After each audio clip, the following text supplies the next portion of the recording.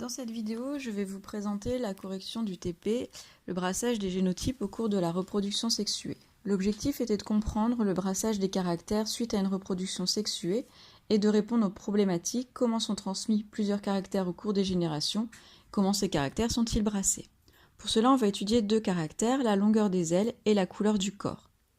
La longueur des ailes est codée par un gène appelé VG qui possède deux allèles. L'allèle VG+, déterminant des ailes longues, l'allèle VG-, déterminant des ailes vestigiales.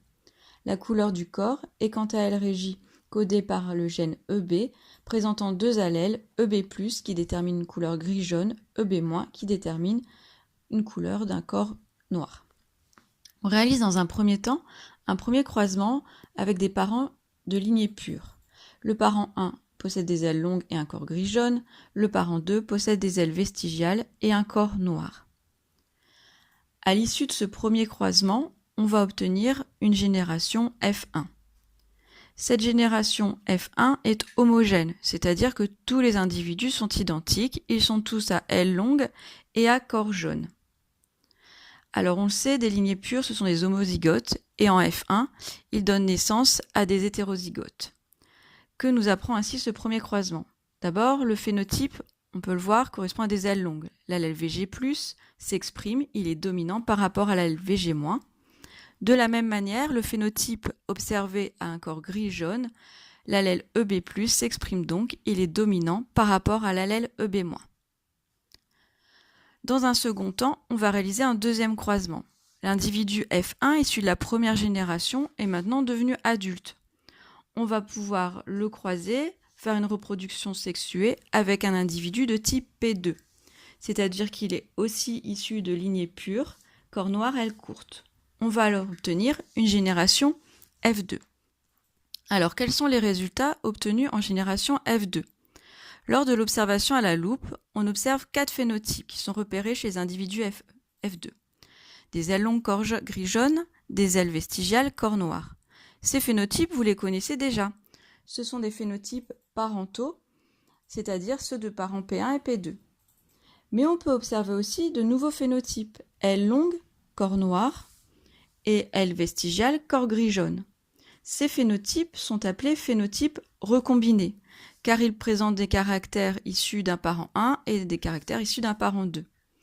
Ainsi, Mendel avait imaginé qu'il y avait une association des caractères de manière indépendante. C'est bien ici indépendant puisque je peux mixer en fait les caractères entre eux. Maintenant, si on y regarde d'un petit peu plus près, quand on observe à la loupe binoculaire, deux situations se présentaient.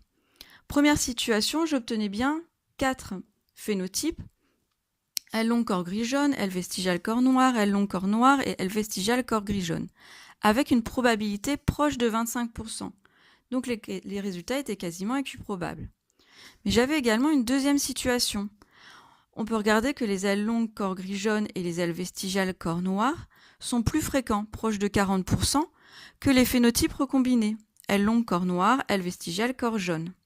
Ces résultats ne sont pas équiprobables, les phénotypes parentaux sont plus fréquents. Il va falloir alors maintenant expliquer ces deux situations. Premier type de résultat, les résultats sont quasiment équiprobables, 4 fois 25%. On a bien une association des caractères de manière indépendante, comme l'avait imaginé Mendel. Reprenons le premier croisement. Le parent 1 est donc homozygote VG+, VG+, EB+, EB+. Le parent 2 homozygote VG-, VG-, EB-, EB-. C'était ma situation de départ. Ils ne vont faire qu'un seul type de gamètes, puisqu'ils sont homozygotes. Ainsi, les descendants possibles F1, finalement, il n'en existe qu'une seule sorte. Ils sont hétérozygotes, VG+, VG-, EB+, EB-, comme on peut le voir ici dans le noyau d'une cellule de F1. Elle est représentée ici après réplication de l'ADN. Ensuite, on réalise un deuxième croisement, individu F1 fois P2. Que se passe-t-il pendant la méiose chez l'individu F1 ? Partons de cette cellule hétérozygote. Que se passe-t-il en métaphase? Eh bien, première possibilité, les chromosomes contenant le gène, l'allèle EB+, et VG+, se mettent du même côté, ou alors l'autre situation. Ici, on a un brassage interchromosomique, c'est-à-dire qu'il y a une répartition aléatoire des chromosomes homologues en première division de méiose. Je poursuis ma méiose en anaphase 1, séparation des chromosomes homologues. En télophase 1, j'obtiens les deux nouvelles cellules. Les deux situations que nous avions en métaphase se produisent avec 50% de chance chacune. Ces deux situations restent à 50%. Je poursuis ma méiose rapidement avec une séparation des chromatides en deuxième division de méiose. J'obtiens ainsi ici 4 types de gamètes. VGEB, VG+, EB+, mais également VG+, EB, VG, EB. J'ai bien ici 4 types de gamètes. Ainsi, après fécondation entre P2 et F1, j'obtiens 4 situations. Des phénotypes parentaux, que je vais retrouver, et des phénotypes recombinés.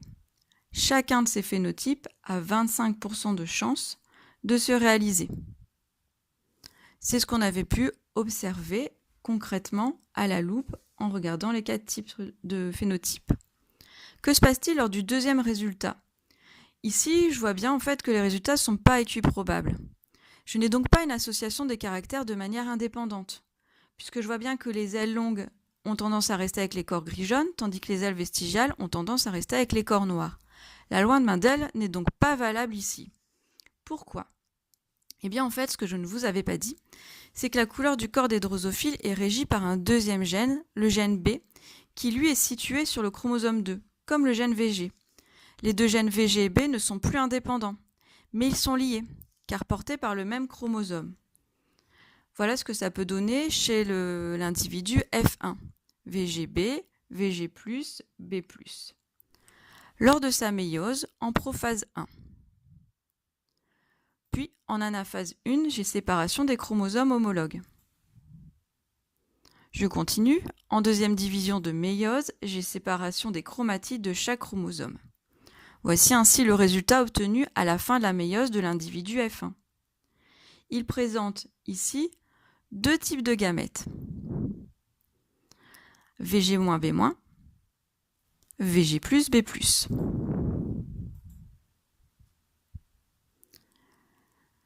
Mais les allèles peuvent toutefois être réassociés différemment si un chiasma a lieu en prophase 1 de méiose. Il existe alors un brassage intrachromosomique, c'est-à-dire un échange équilibré de portions de chromatides.